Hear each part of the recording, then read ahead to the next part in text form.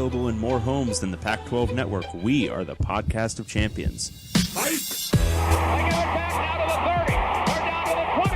All the band is out on the field. I'm David Woods from Bruin Report Online. And here he goes, Miles Jack. And I'm Ryan Abraham from USCFootball.com.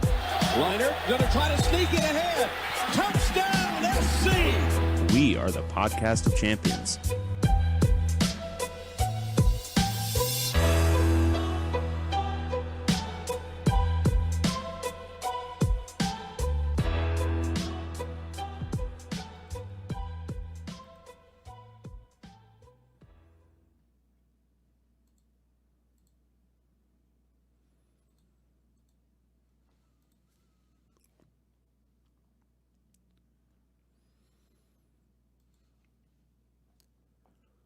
Welcome, everyone, back to the podcast of champions. I'm David Woods from Bruin Report Online, the UCLA site on the 24/7 Sports Network. I love it. And I'm Ryan Abraham from USCFootball.com. I did it! Yes.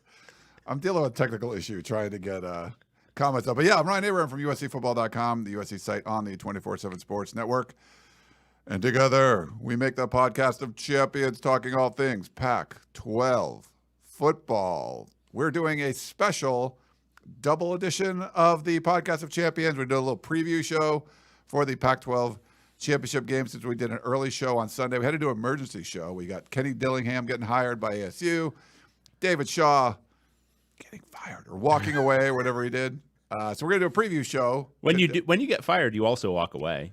Unless you're escorted out of the building and picked up and hauled out bodily. True. That happens too. Yeah. Do you think they took his laptop?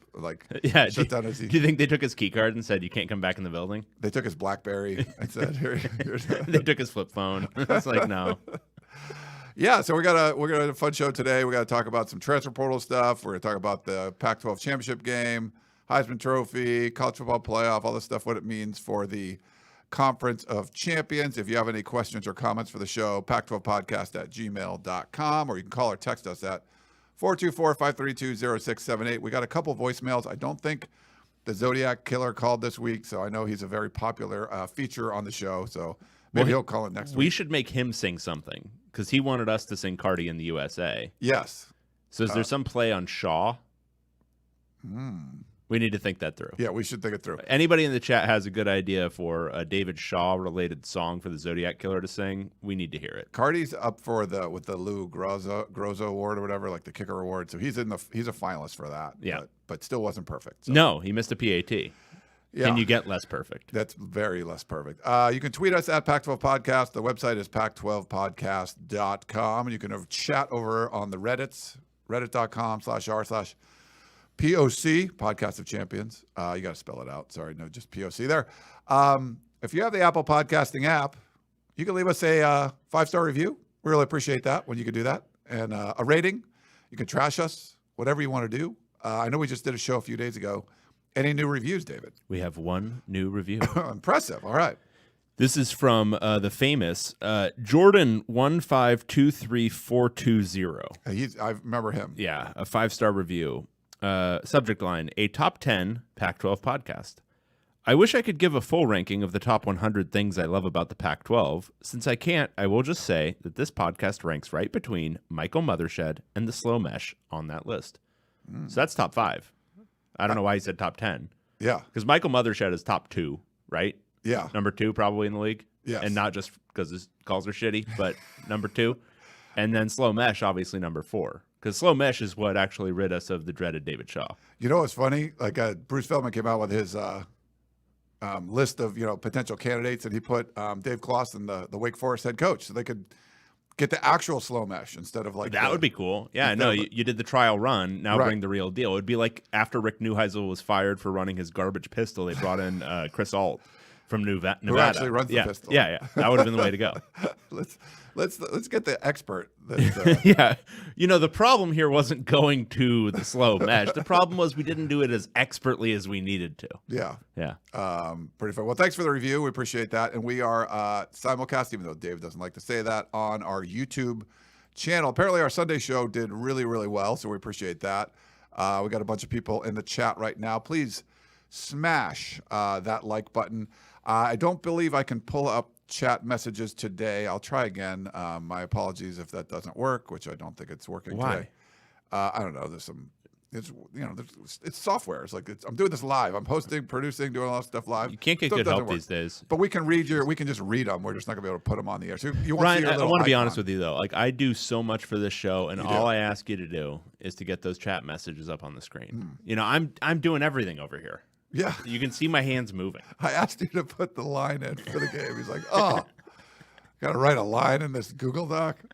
I'm like downloading photos of what's going on and all this stuff. You know? Just I went through. I'm all just the, asking for a little bit of engineering. I went through the whole like transfer portal for the Pac-12. Which one of us has an engineering degree? I have Is it you? engineering. Yes. So Okay. So 2 of them. Yes. Yeah. So I have to do all this stuff. Yeah. Okay. Fine. Cool. Well, yeah. So this will be a little more like less structured sort of show, I guess. Oh, wow. Which is wow. something. Because we'll get into the game preview in a little bit, and we got the line for the game as so Dave and I will continue to pick against the spread through this championship game and then bowl season. Dave has a 2-game. We're both doing great. He has a 2-game lead on me. He's 51-37-2 against the spread. I'm 49-39-2 against the spread. But like I mentioned last time, I got really lucky on our friends over at MyBookie. So go over to MyBookie, use the promo code PAC12, and you get a 50% deposit match for whatever you put in there up to $1,000. But the Friday games, I was 0 for 2, and then the Saturday games, I was 5-0, and I forgot to bet for Friday. So that was a win. I was 5-0 essentially on my bets over at MyBookie. But I've had a lot of fun with MyBookie. They've been a great partner the last couple of years, and it's I always get juiced. Like we have no reason. It doesn't matter. Like just you guys are listening to us, and Dave won or I won or whatever. Like, but we care about it a lot. Now I got a little extra juice on it too. It helps even more. So it's a lot of fun. To do that. So get in there. Maybe, you can bet your picks with us and see how you do. You would have done pretty good this year. I know we've had some bad weeks, but overall we had some really crushing weeks. Like Dave was like a point away from going 7-0 last week. But yeah, so it's been a lot of fun. So go over to MyBookie. Make sure you use the promo code PAC12 and they'll hook you up. They'll give you a 50% deposit match. So you put in $500, you'll get $750. So lots to bet for. If you feel really strongly about this line in Las Vegas, you could bet that or the NFL or anything that you like. Even when college football season's over, you still got a lot of stuff to go on. So go over to MyBookie and use promo code PAC12. Helps us out. Tell them, hey, the guys at the POC sent you. We appreciate that. But We've got a suggestion on the Shaw song. Oh. From Anthony in chat. It's, I want to rock and Shaw all night and kick field goals all day. I don't know. We might need to workshop the syllable usage, but I think there's something there. Oh, I like it. That's cool. Hey, we have a celebrity in the chat too. Adam Munster Tiger. Boom. Adam, give us some. So we got to talk about Colorado offering the job to Deion Sanders, which I think would be a huge move. The fact that he's publicly acknowledging it, and it's been several days since the offer went out, I'm interested to see how this one plays out. For sure. I think there was a radio reporter for is it USF that was going to offer him to, or it did, and the guy was just terrible, saying oh, it's 90% done and blah blah blah. Yeah. He's like he was at the school this morning, and they're like, no, we had a media availability it's 6:30 in the morning, and they're like, well, he could have met with people at 5:30 and then flew back, or it was some really stupid shit. It was like, there's no way, dude, that guy was not there. But he wouldn't back off his report or whatever. But yeah, Adam, any thoughts on that? You can put in the chat or whatever. We'd love it. Throw them in the chat, Adam. But that was one of the first things I want to talk about. So coaching, for Colorado offering Deion Sanders, I think when you look at what ASU did, young infusion of energy, you probably need that in Colorado. You could do some kind of weird offense like Dave suggests before, the veer or something, triple, something hey. I think if you go with Deion Sanders, you're not going with that option. No. What you're going for is this guy's going to boost recruiting in a huge way because of the name, because of the obvious connections in what he's done already with bringing 5 stars to Jackson State. He's gonna. I mean, if you can do that at Jackson State, you can probably do that at Colorado. And I think you're betting on being a traditional team. but one that can actually recruit a little bit. And I think, he would do a lot of good work in Texas. I mean, come on, Deion. But I think that's what you're betting on if you hire Deion Sanders. Yeah. I think it'd be great. I mean, it's not like, I get when it's like, oh, it's a gimmick, It's like, oh, you bring in like Gronk for something or whatever. Even like maybe Jeff Saturday with the Indianapolis Colts right now. But, sometimes these guys can coach. And Deion's bringing in talent. Now, yeah, is he bringing in like kind of cast-offs from other places and stuff and some? Sure. But he's coaching. Like, they're winning games. Like, do you know what they are? Do you know what their record is? They're undefeated, right? They're undefeated this year. They're 26-5 in his 3 years. And 3 of those losses were in the COVID year, which doesn't matter. And they're 19-2, and they are undefeated in conference the last 2 years. So take his name away. Like, he's not Neon Deion. It would be obvious, like, this is one of those FCS coaches who's like a legit dude who should get a job. And it's not the length of years, like it's not the number of years, but it's the same thing as like hiring like the Montana coach or the Montana State coach or whatever at a school. It's okay, that makes sense. North Dakota State. I mean, look at what that guy's doing. So Kansas State's top 10 right now. They're playing for the Big 12. Exactly. So I think if you took the name away, it would be no doubter a decent hire for exactly what Colorado is right now. A Power 5 school that's not doing well at all and needs to take a flyer on somebody. Why not? Yeah. ISJST said, I didn't realize how old Deion Sanders was. He's 55.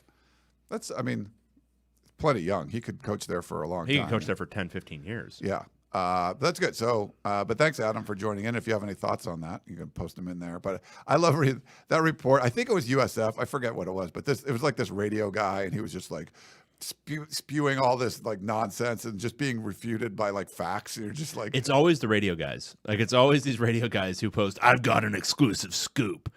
Nick Saban is coming to Texas. Yeah. No, he fucking isn't. No. Get out of here. There was another one too where someone reported, I forget what it was, but it might have been a Matt Rule one, or there was one of those, and this guy just came out and just said a bunch of stuff. Oh my God, I just got a great one.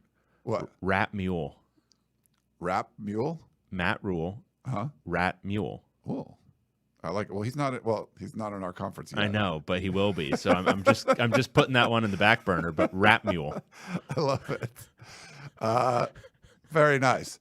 The Heisman race, David Woods. Oh yeah, we care about this. The Pac-12 could get a Heisman, Caleb Williams. But I got speaking of, I think it was, isn't he like minus 4,000 favorite now? Yes, he's a huge favorite. Yeah. Okay. But Utah. He could have the worst game of his life against Utah on Friday and probably still win this. Which, again, I think it's good for the conference, but some people might disagree. I think. I think it's totally good that USC is going to be in the playoff and have a Heisman winner. I'll let you find the drop. Tony Castaconi, I think that's Castraconi. He was tweeting out to Heisman voters, which I am one, about Michael Penix and his numbers and stuff, which are great. I think he had a great season, but I had to tweet at him and say that it was you can't lose to 3-9 team in Arizona State and get outdueled by like a former fifth-string walk-on, Trenton Bourget. So, sorry. But, yeah, Penix, awesome season. I don't think it's a Heisman season. Yeah, Penix let it all out there. But his season wasn't, like, too dissimilar from, like, say, Dorian Thompson-Robinson's. It's just, pretty good, not great. Yeah. No, he's, is he back? And he's been awesome. I mean, it's 29-7 touchdown to interceptions, but it's, he threw for like 500 yards. It's in Arizona. That great rung of guys down right below the Heisman contenders. You can't, if Washington doesn't lose that game to Arizona State, they're playing in the championship game, and this would, 11-1. I mean, that'd be awesome. Yeah. That's just that, as much of anything, I think that hurt the conference more. And Washington didn't play the two teams in the conference that are going to the championship. They didn't play Utah or USC. So it would have been great to play one of those teams if they had that opportunity. But you could make a much stronger argument for Bo Nix, I would say that, than Penix. Yeah, Bo Nix was.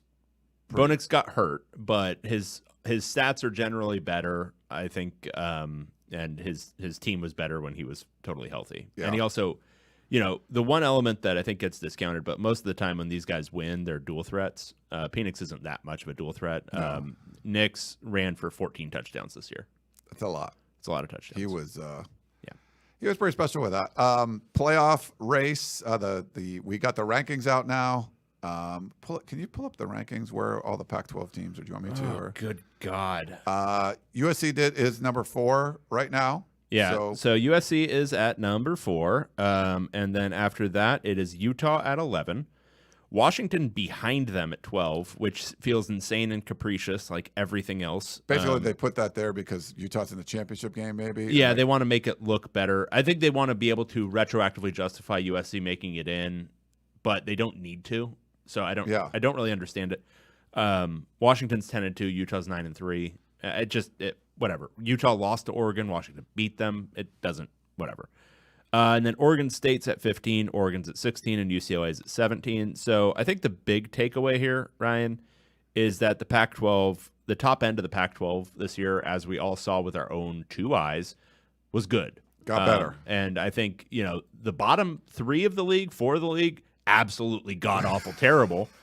But the top 6 were legitimately good teams, all of whom at different points in the season felt like, they're a contender. They're a real contender. Yeah. And then it turned out, USC went away with it. And but I think my thing here, Ryan, yes, is that as I tweeted to you yesterday, yeah, I think this is proof, yet again, as if we needed more, that the Pac-12's problem wasn't a playoff structure issue. It was not having good enough teams. And lo and behold, they now have a good enough team, one that has 1 loss heading into the championship game, in control of their own destiny. Yeah. And if they finish with 1 loss, where will they end up? In the playoff. In the playoff. Yeah. Because they're good enough. And if they lose to Utah again, you know what that means? They weren't good enough. Yeah. So, again... That's what I've been saying. No. You say they need to increase access because the Pac-12 is a poverty conference and there's no way they'll ever have another playoff team unless they get auto bids. No, the reality was they just had shitty top teams for 5-6 years. And the last time they had a legitimate team, meaning a 1-loss team eligible for the playoff, guess what they did? They made the playoff. True. This year, if they have a 1-loss team, as I've been saying for weeks, if they have a 1-loss team that is eligible for the playoff, they're going to make the playoff.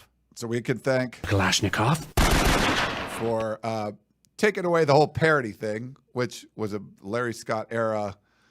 That's gone. No more parity. Have some really good teams. Have some shit teams that you just beat up on. Let them have an opportunity to climb back out of the cellar, like Bane.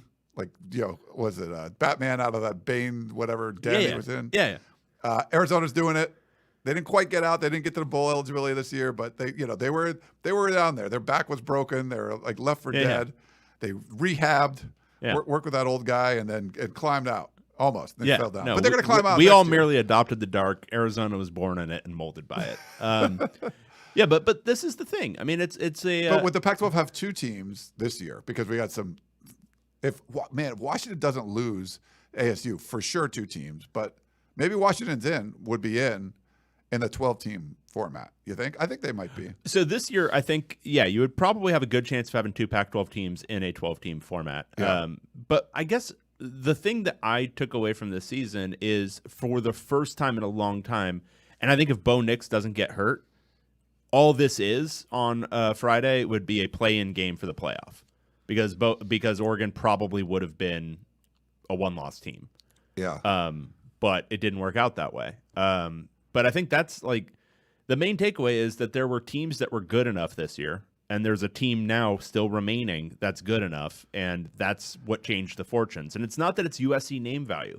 The point is, if you are a 1-loss Pac-12 team that wins your conference, you have a 90% chance of making the playoff. And it was never anything other than that. The problem was that parity, that every single winner ends up being a 2 or 3 loss team. Yeah, you're not going to make the playoff like that. Why would you? You're not good enough. Yeah, a lot of parity. Parity stinks. You can't be parity. We need some. Yeah, it's good. No, it's been great to have 6 teams in the top 17, right? Yeah. There's 6 teams, right? There are 6 teams in the Oregon, top Oregon 17. State, Yeah. Washington, USC, Utah. Yeah, and they got it right with Oregon State and UCLA. Oregon at least. Yeah, they put it in the right, the right order there. But yeah, and so, we'll see how this all kind of shakes out. But there was just talk a couple weeks ago that the Pac-12 couldn't make it. Now it looks like they're in. There was even talk. I think Dan Wetzel was saying like if USC loses, they could still get in. I guess Dan Wetzel is high. I don't think they're not making it. So if right now the way it's set up is Ohio State's getting in if USC falters. loses. I would because think so. Ohio State's only loss is to a playoff team. Their only loss would be to Michigan. USC will have that. If they lose on Friday, they will have definitively proven we are worse than Utah. Yeah, that's not making a playoff. True. So I think USC obviously win and get in, but if they lose, no, there's no chance. They get to the Rose Bowl and that'll be fine. Yeah. I wanted to do transfer portal. Actually, time. would they even make the play? No, it would be Utah in the Rose Bowl. Utah in the Rose Bowl, and then USC kicked out to the Cotton Bowl or something. Right. Yeah. Yeah. Washington. So we still think Washington's going to go. If USC wins, Washington's going to go to the Rose Bowl. Right. That hasn't changed. I don't think that's going to. Yeah, I think that should be it. But I think the way they have Utah and Washington situated in the playoff ranking actually affects that to some extent. Yeah, it could. But if you in that scenario, if Utah loses, they probably drop. Yeah. We got to talk a little transfer portal. Is that what that was? That was like Twilight Zone. It was I think it's from Star Trek, like the we need to workshop that. Okay, well, like that's a bad drop. You're going deep into you're going deep into your like late 70s, early 80s nerddom right there. I don't think I even put this in. This might have been like Chris or something, or when they were talking about it. Whatever. Yeah, back away from it now. Yeah, but we after nobody liked it, after the chat just went cold because of that drop. Now transfer portal. Well, it's going to be big. Like, it's just going to be big. Like, there's a lot of stuff going on. It's going to be really hard to keep up. I thought we'd do a little update since we're doing like a shorter show of what's going on. All these updates, all these things that you're doing because we're going to have a shorter show. This show's going to end up being like 3.5 hours long. Yeah, it will. Did Munster Tiger say anything in chat, by the way? I don't know. I wanted to make sure. No, Munster Tiger, I think, dipped as soon as we started talking about him. Yeah, he's like, nah, I'm out of here. Get the fuck out of here, Thanks. man. So there's some notable players, I tried to go through the Pac-12. So you remember the name Paul Tyson? Sure. He's the great-grandson of Bear Bryant. So he came to Arizona State. He's transferring again. So he already transferred in from Alabama. Washington State had a few players go. Caleb Ford, Demet. He missed this season after surgery. He's a cornerback. He transferred in from Old Dominion, so he's going back in the portal. He played, I think, all 12 games in 2021. And J.P. Zamora, the quarterback, is in the portal. And Javansley Bazil, he's a 4-year player on the scout team and running back for Washington State. He's in the portal. Remember the name Jordan McLeod for Arizona? I remember the name Jordan McLeod for Arizona. Quarterback, didn't play in 2022. He started a couple of games. Transferred in from USF. He's transferring. Oregon State, Ron Hardridge III, the cornerback, who's pretty good. He's going to grad transfer out. So you might remember that name. Colorado has a couple players. Edgar Amaya, the redshirt freshman offensive lineman. He didn't play. He's going to transfer. And then Brendan Lewis. The GOAT. Yeah, remember him? Yeah. He fell to third in the depth chart, the quarterback. And falling to third on that depth chart is like falling into a pit. Didn't they play their 5th team? Yeah, I mean, like watching Michigan's linebacker throw a pass, I was like, is that too different from JT Shrout? Like, was it? Who knows? One of the bigger names, I think it's the second year in a row, Cal's lost one of their best, if not best, offensive linemen, Ben Coleman. He played 25 games. And, if you remember, Cal fired their offensive line coach. Well, now you lost your best offensive lineman. He's going on there. Stanford, they get some transfers. You got David Shaw stepping down. Arlen Harris Jr., he only played in one game, but he entered the portal back in October, then withdrew. He's a 4-star running back, but he's in the portal again. And then safety, Jonathan McGill. He's a team captain, former Pac-12 Player of the Week. He's got a grad transfer. So just another situation where you got a guy that would have another year of eligibility.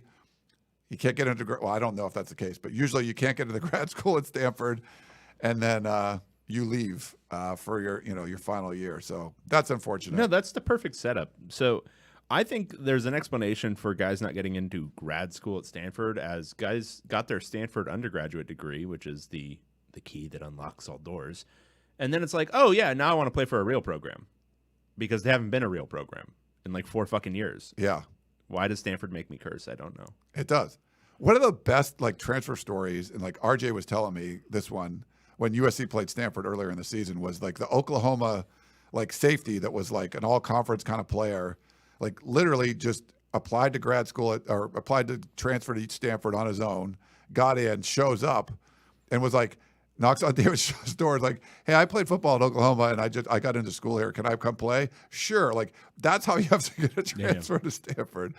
Insane. And one more, Dante Thornton. He's that big wide receiver for Oregon, 6'5". He was a former 4-star. I think like a top 60 player. He's in the portal as well. So just a few names. Love it. Out there. Stuff that David likes to do. My favorite thing is when you read. I wrote the stuff down, I don't know, whatever. We got to do our preview of the Pac-12 title game, conference championship game, Las Vegas.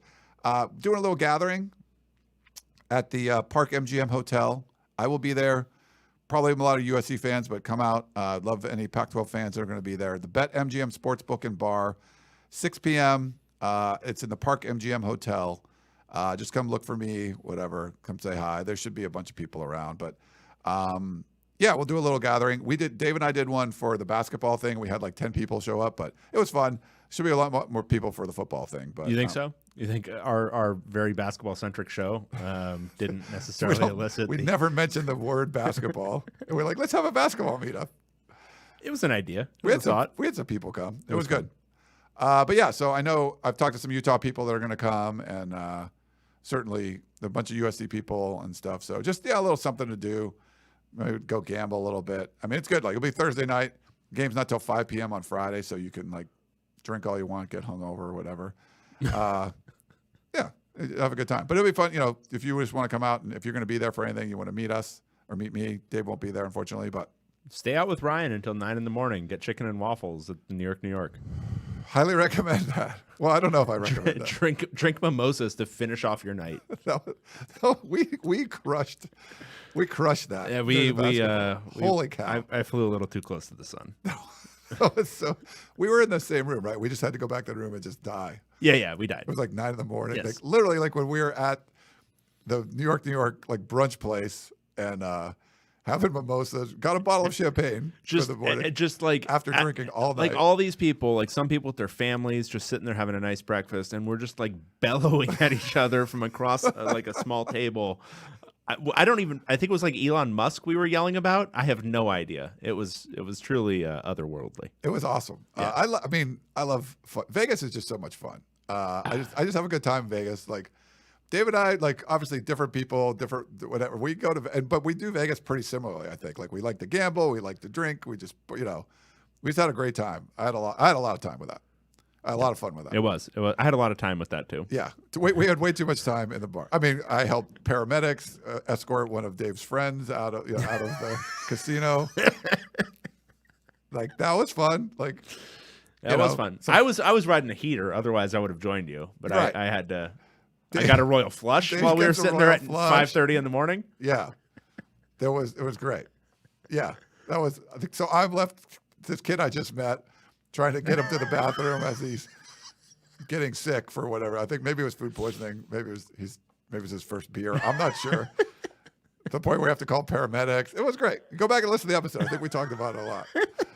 It was a lot of fun. We laughed, we cried. I'm not sure if this is going to be the same thing, but I'm not going to be there, so that'll be helpful for me. Right. We can if you get there and you're super drunk, I will FaceTime Dave with you, so we can get Would you do that? That'd be awesome. Absolutely. Okay, let's preview the game. We have number 11, Utah Utes, and number 2 in our power rankings, and number 4 and number 1 in our power rankings, USC Trojans.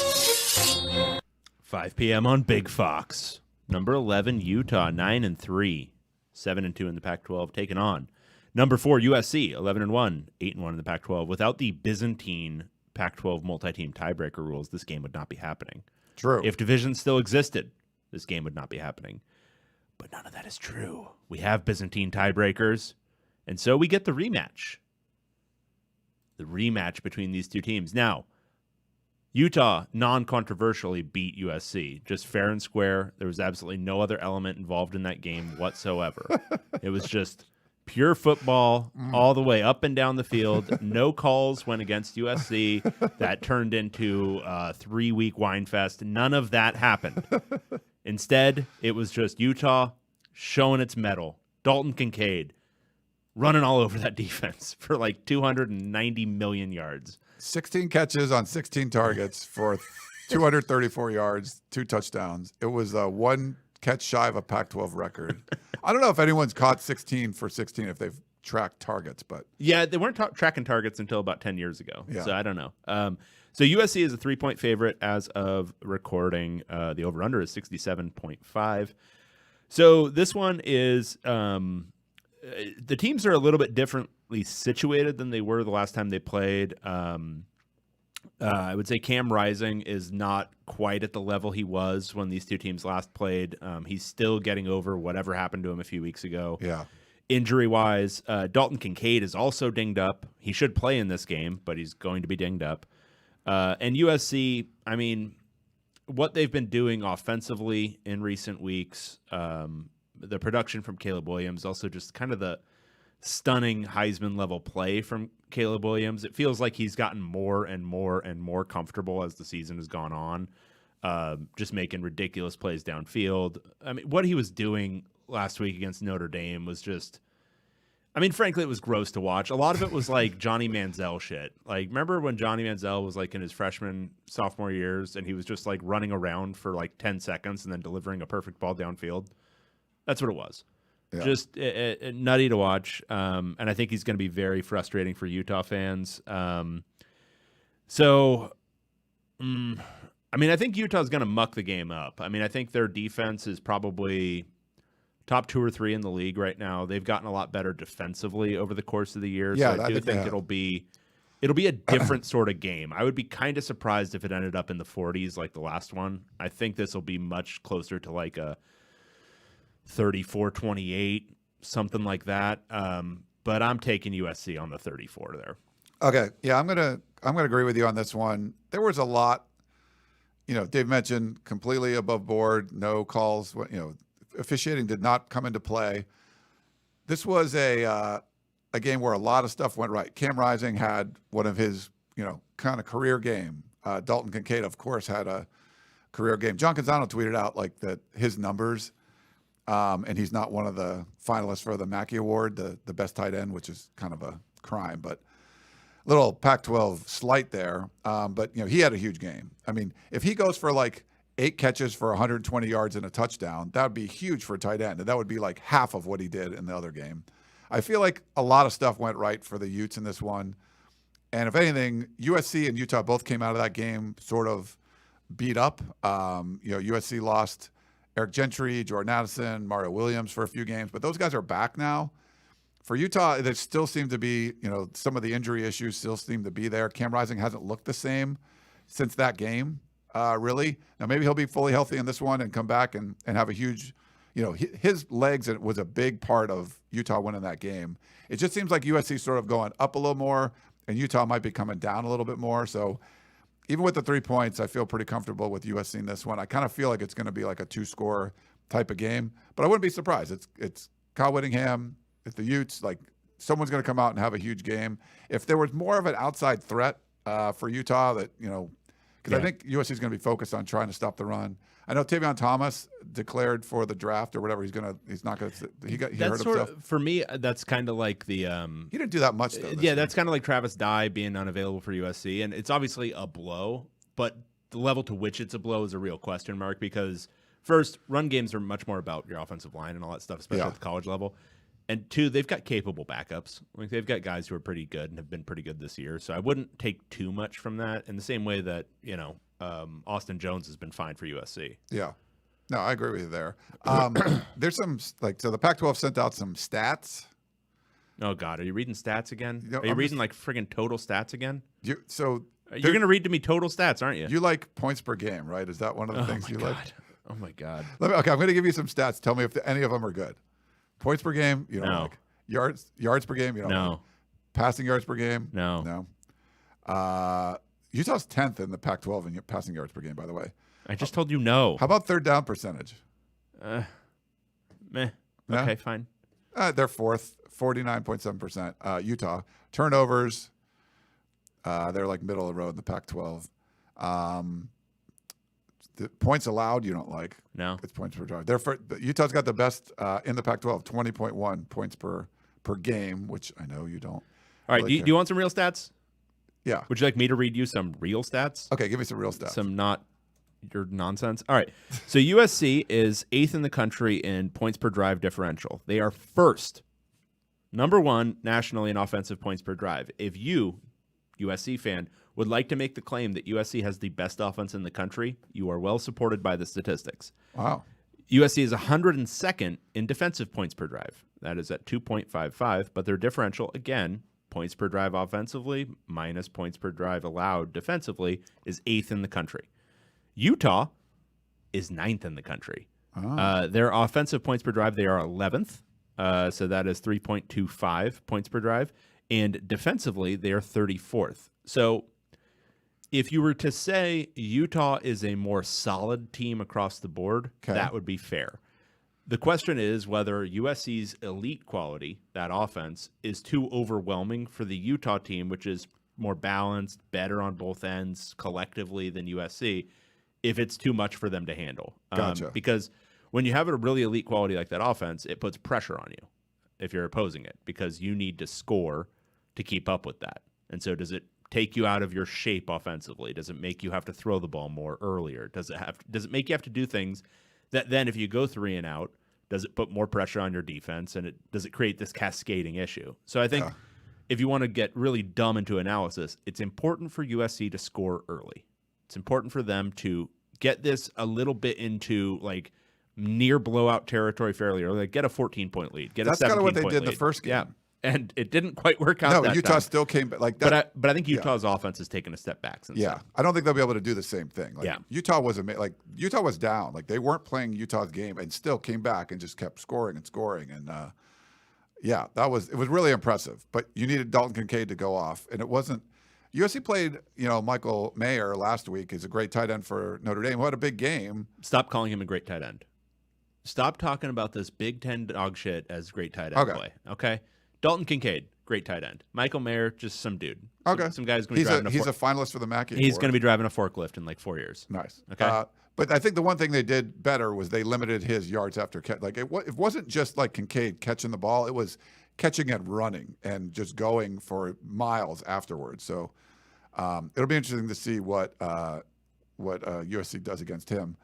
Jesse in the chat. Do you want to know what Michael Mayer had against Cal? What? 2 catches for 10 yards. You know what he had against Stanford? 5 for 60. Dog shit. I don't care what he did against Brigham Young. Who cares? Marshall? UNLV, he had 6 catches for 115 yards. Yeah, I think you would have 6 catches for 115 yards against UNLV. They just fired their coach. Yeah. All right, get out of here. Jesse in the chat said, which top Pac-12 team did USC fan base least want in this game? Perception of most likely to beat USC. That's interesting. I don't know what the fan base. There's mixed. Most people talking about what they wanted. I always felt it would be better to play Oregon because that's like your rival on the recruiting trail. They're the team that's won the Pac-12 the most during the Pac-12 era. And Bo Nix is really limited right now. Yeah, I'm not thinking about like what's easiest. I would just think like who you want to play, like not who'd be the easiest to beat. Of like Utah, Oregon, and Washington, like Washington probably would be the biggest threat to USC right now just because of the offense and everything. Washington USC would have been. And that would have been the best game. It would have been Elmo looking at the nuclear explosion. Like it would have been. That one would have been like 52-49. Would have been insane. Eddie in the chat said that there's some breaking news that With his ninth win, most since 2014, Chip Kelly secured an auto-renew contract extension for 25 more years. Eddie, I didn't know that. Eddie, look, that was a low blow. I'm sitting here talking about how your team, USC, is going to win this game, and you're sitting here talking some shit, and I don't like it. This show isn't about UCLA, thankfully, so don't. Do we have any extension news to talk about? That wasn't true? Is that a premature? I'm just making sure. I'm gonna leap. I don't have all the way across I don't this. have You will be access. amazed at my explosion off the ground. Love it. Yeah. So I'm gonna tweet the show out. Anything else you want to talk about, David Woods? Is there anything else I want to talk about? Yeah, so many things. I watched Andor. It's really good. I was gonna watch that. I haven't watched that. I watched yet. the full thing. Oh, is it good? Yeah. There's a speech in episode 10 that Episode 10? That I literally was like hanging out with some friends over Thanksgiving break, and we were playing a card game, and I could not stop quoting it to the point where like it was funny a few times, and then it ceased to be funny, and I still kept doing it, and then by the end of the night, it was funny again, that level of just repetition. That's funny. I'm just going, I burned my life. Yeah. It's a really bad. It's like if Stellan Skarsgård played Johnny Moxon in Varsity Blues. That's the way. People who've watched Andor, they'll know. They'll know what I'm doing. Yeah. John Canzano, we have a little bit of. Now, what is your score prediction? You said you didn't say one. Sagar wants to know. Yeah.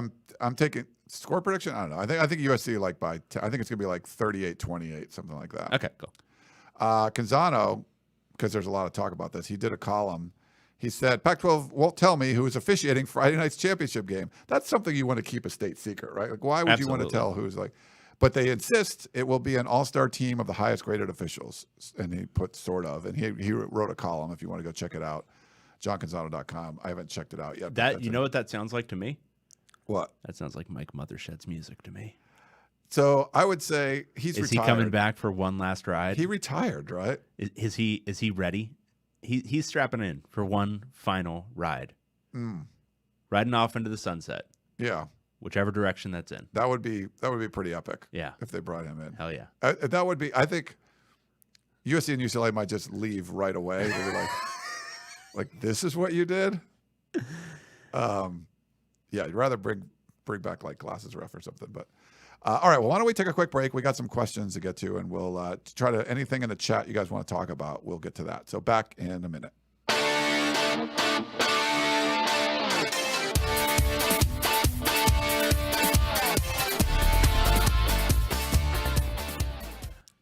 I feel like that is music from like a 1990s commercial for like a used car dealership. Very well could be. It's from I bought like okay. You want to know what's going on behind the scenes? Like I literally bought a CD. I mean, probably when I started doing the Carousel podcast was 2008. Mm-hmm. You need royalty-free music. There was like a podcasting kit, and it was like a CD that had a bunch of like just generic crap on it that you know sounds like door close or like even like the applause like that might have come from that CD if I remember correctly, or like maybe the toilet flush. I think it's such a thick sound. Like it sounds like there's something in the toilet. There's a lot. Yeah, that yeah. was not. Yeah. When they recorded that one, so it was a royalty-free music thing. So there's like different music riffs and stuff, and I just cut. I could change it, but it's kind of like a thing now. I don't know. Yeah, no, it's great. I love to rock out to it. And again, when I have to do the sound effects, I can do that one. You could, yeah, you could.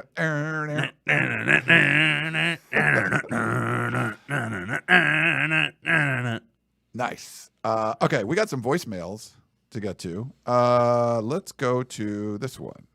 Hey, Ryan, Dave. This isn't Perk either. This is Brad up in Portland. Wondering if Michigan showed a new model. I guess with the playoff expansion, this might be a moot point, but where non-conference games really don't matter. You look at their non-conference schedule, and it's pretty weak. Two Mountain West teams, and UConn, I think, is who they played. Just looking back at Utah and Oregon, if they had had a similar season where they replaced their two SEC games with, another Mountain West team or a MAC team type of a thing and blown them out, then going into that matchup, they each would have been one-loss teams and been like top 10 teams. And then I think the narrative, even though Utah would have lost, I think the narrative this week could have been, going into the final is Utah as a 2-loss team versus obviously USC. Do they have, that dark horse chance of being the first 2-loss conference champion team in the mix?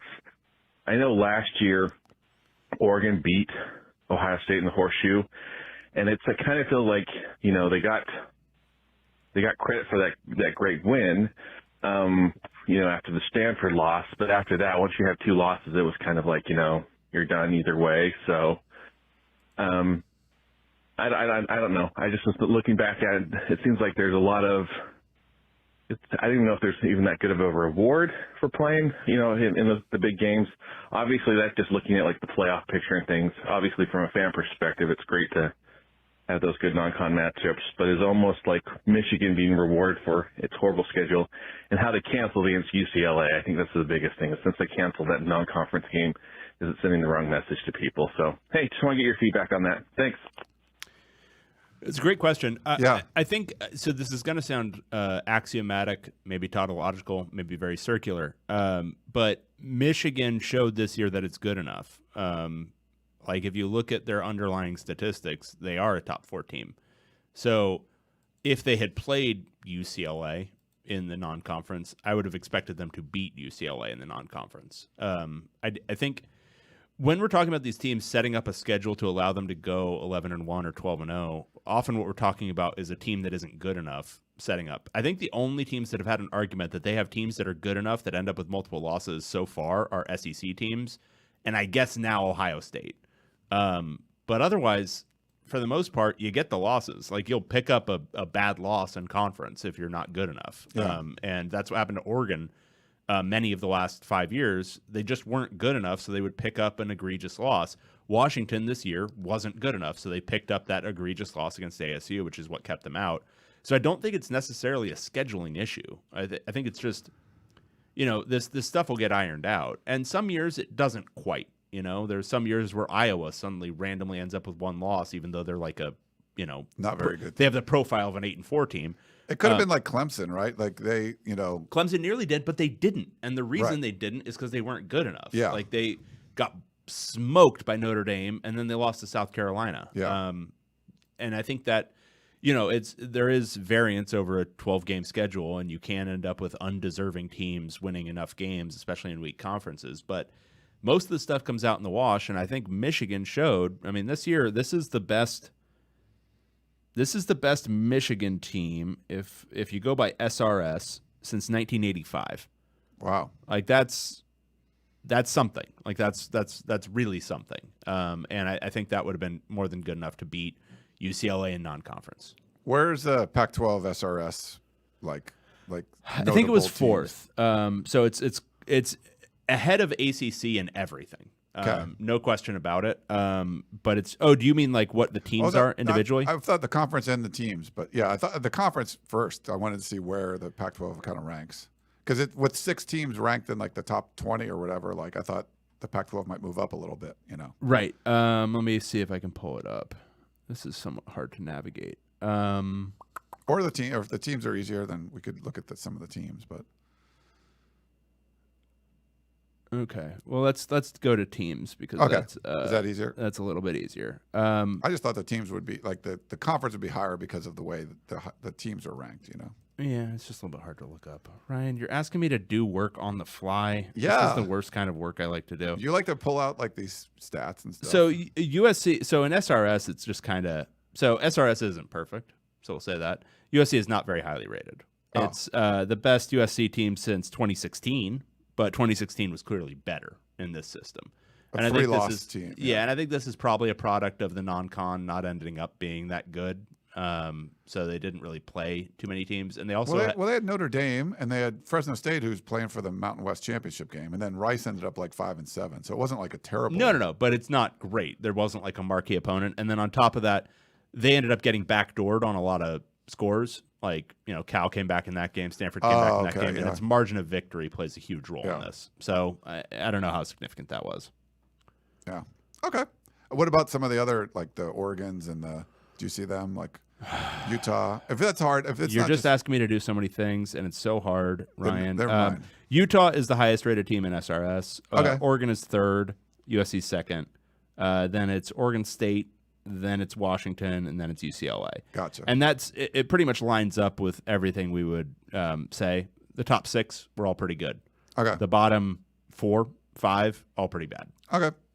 We got another voicemail for you. Well, hey, Ryan and Dave, this is Andrew calling with a simple question.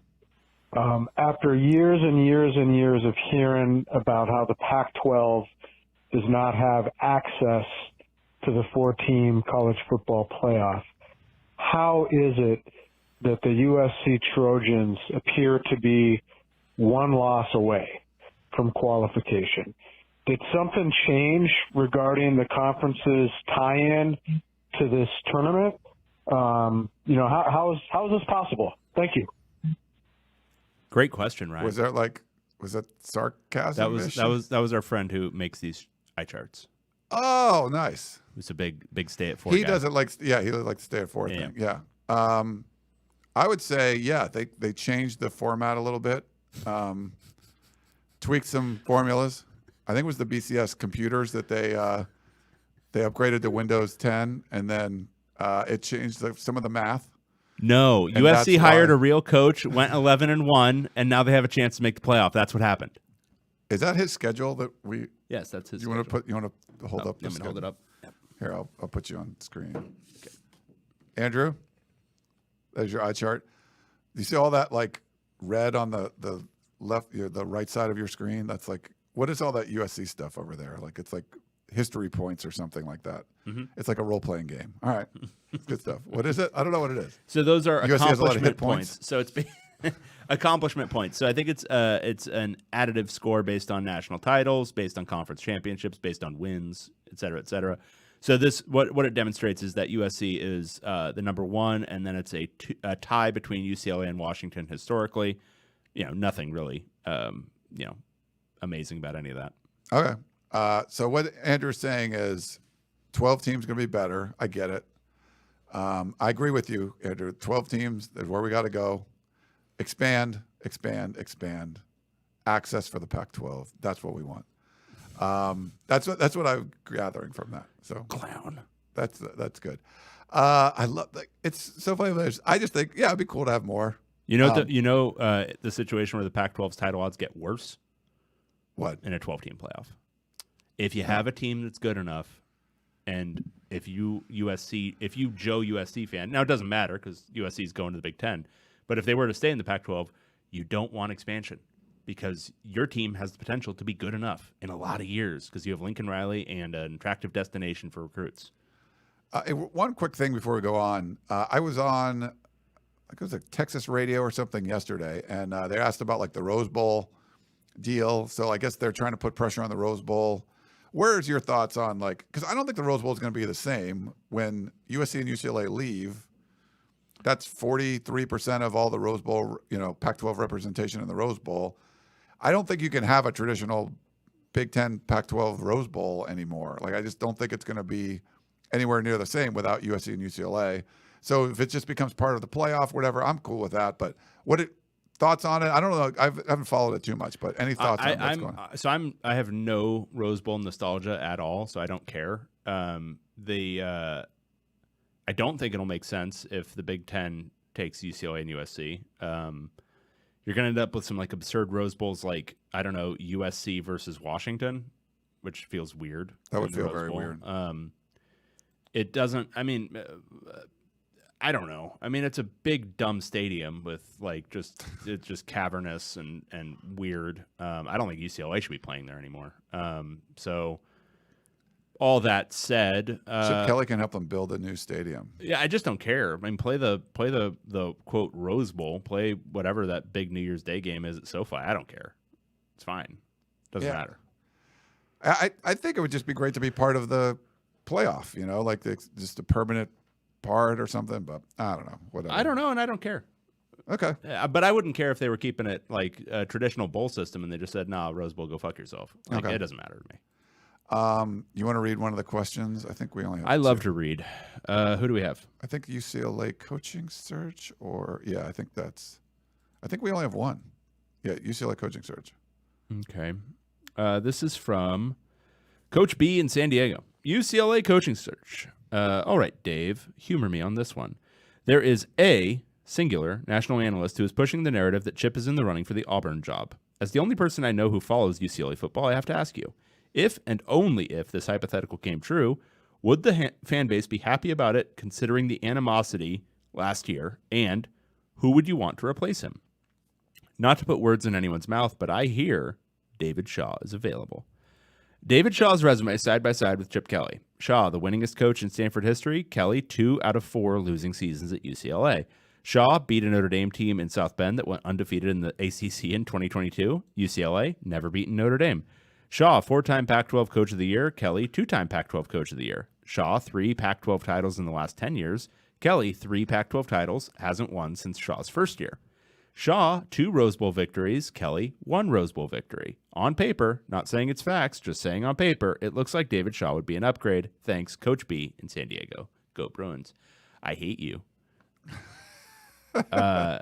Thankfully, Auburn has already hired Hugh Freeze. Yes. So Chip won't be going to Auburn. The real question is whether Stanford decides, you know what, we need a Chip guy. Kelly? We need a guy who really hates recruiting even more than the guy we Wife just swap? fired. Wife swap. Stop it. Stop it. Chip? Stop it. Chip? The only thing that would drive me Chip goes crazier north? than the Chip Kelly era is David Shaw showing up in Westwood. That would drive me Could you absolutely imagine that? Like, batty. He would recruiting would get better. And that's funny because true. it's probably true. It's true. Recruiting would get better. Transfers would go down. There wouldn't be any of those. I don't know. There'd be transfers out. They would actually have more offers out. Yeah, that's true. Stanford has more offers out than UCLA. Look it Right. up. Starting to Horrible. make a little sense now. No. Oh my God, this is making so much sense. I feel Don't like it. Put it back. Put it back. Put it back in the box. I don't want to know what's in the box. Oh, that's pretty awesome. I think we had a couple questions in the chat. Did you? Let's see. There's a STL Trojan question for Dave. Based on how both teams are playing at this point in the season, I think the USC-UCLA game will look like the UCLA-Utah game. Thoughts? What did that one look like? It was like a UCLA 10-point kinda- win. yeah, Yeah, it it's was like- a semi-blowout. It could. So the only result that I'd be surprised by is a comfortable Utah win. I wouldn't be super surprised if either team wins close, and I won't be surprised if USC puts a little bit of a pasting on them. But I would be surprised if Utah really put the screws to them. That Yeah. would be very shocking to me. Me too. That would be a little bit shocking, but Yeah. But like if Utah wins on a field goal, I would. Yeah. Okay. Yeah, that makes sense. totally. Yeah. I mean, I think we all undersell Utah a little bit because we just nothing about what they're doing so far or at this point in the season looks spectacular, but they're really solid. They're kind of like Oregon State at this point in the year. You know, they've got a good defense, they've got a good offense. They can make you hurt in some ways. But I think USC is a little bit better equipped at this point in the season than they were basically in that Oregon State game, because that's the one I would actually analogize this one to more than the previous Utah game. I think it's much more similar to that because of the way Utah's constructed now. Utah's defense at that point in the year wasn't very good. It's gotten a lot better since then. Yeah. Eric had a question. Do you guys see the PFF all Pac-12 offensive defensive teams? Thoughts? No, I don't. I didn't, and I don't care. PFF college is absolute trash, like fiery garbage. Don't pay attention to it. Yeah, please. it's not very good. It's really, really bad. It helps like just some offensive line stuff, but it's probably not good. But it's some metric that you could kind of look at. I think that's what it is. People are desperate for some way to assess offensive and defensive linemen, and nobody has access to the actual coaches' grades, which are also, if you've ever seen the way coaches grade their players in their unit, it's also all horseshit. Like guys you watch and you're like, no, that guy didn't play well, and then it's like, oh no, they scored a 92. No, they didn't. That's bullshit. No, I think it's use your own eyes. Like if you ever see something that's like, wow, that edge rusher, wow, he didn't look like he did much, but they're saying he was graded out really high. Probably not true.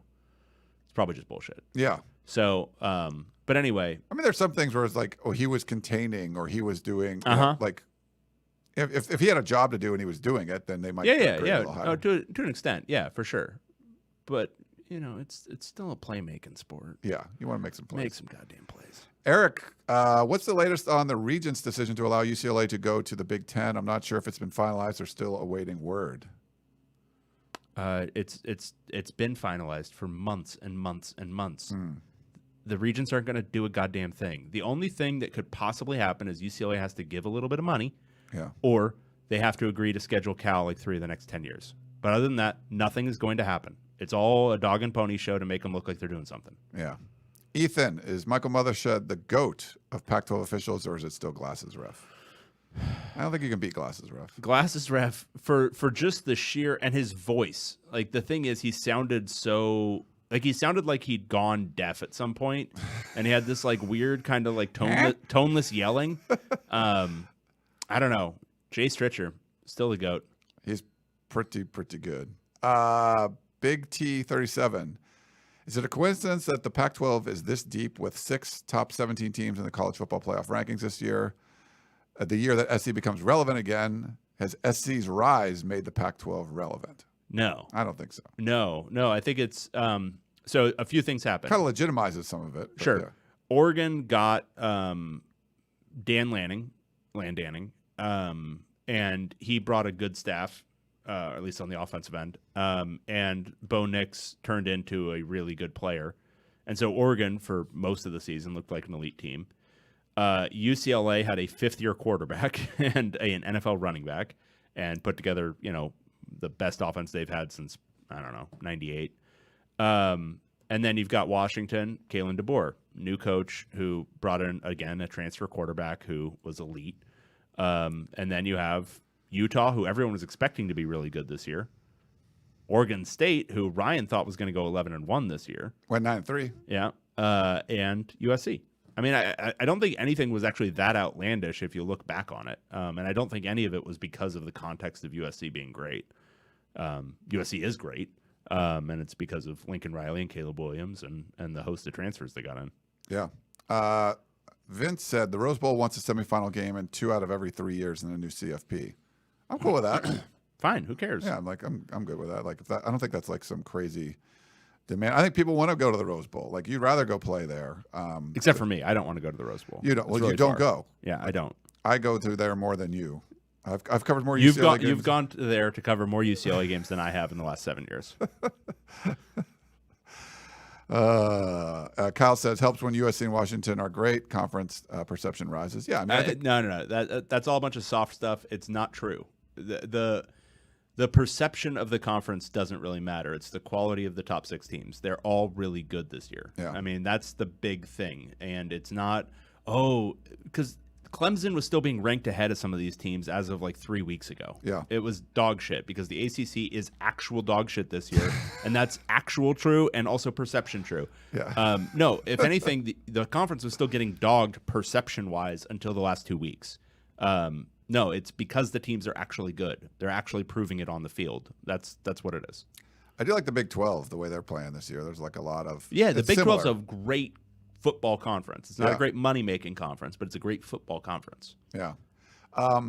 Real quick before we go, like there's been some big news, like Matt Rule coming out of the NFL.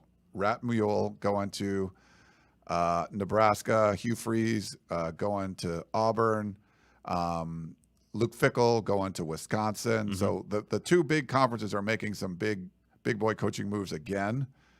What does this mean for the Pac-12, or if anything? Like it's just showing that like people are not backing off. Like they're going out and making big moves. Well, and I think Kalen DeBoer got a nice extension up at Washington. Yeah. And I don't know if after 1 year you're usually doing that, but I think to protect against poaching makes some sense. I mean, he's originally a South Dakota guy, which is certainly more Midwest than West. Yeah. So I think it'll make the Pac-12 protect their good coaches, and I think there's an element where there's only so much protection you can offer for Lincoln Riley against the NFL, but I think he's going to want to play it out a few years at least, and already you're paying him like $10 million a year, so you better want to stay.